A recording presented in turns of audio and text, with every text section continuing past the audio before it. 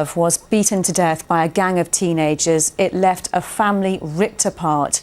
Today, his widow once again pleaded that his death should not be in vain.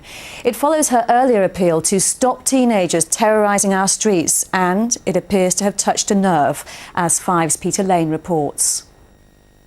Gary Newlove's family can't have him back in life, but they hope his death at the hands of 3 drunken teenagers will make a difference by forcing us all to question why it happened.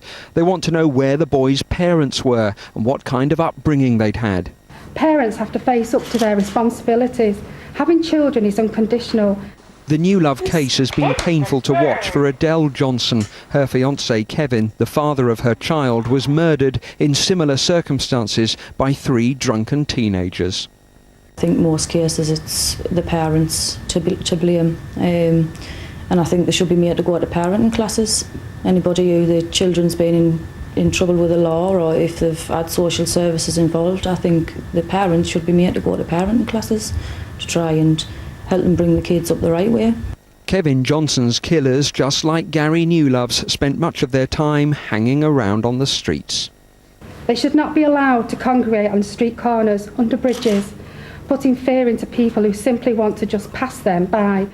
Youth centres like Sunderland's Pallion Action Group are doing their best to provide something more constructive for teenagers to do. There's nothing for anybody to do, so just on the streets, drinking and that. But if people start coming to places like this, maybe a lot more people would and find it more interesting than just hanging about in the streets. The Newlove family think the police should work harder to clear the streets of teenage gangs and the alcohol they drink.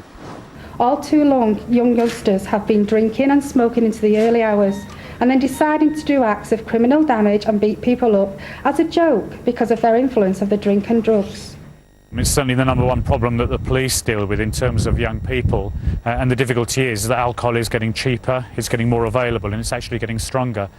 The government says it's working hard to prevent cases like Gary Newlove's. His family wants actions, not words, and just like the family of Kevin Johnson, they want a new, stronger deterrent, a life sentence that means life.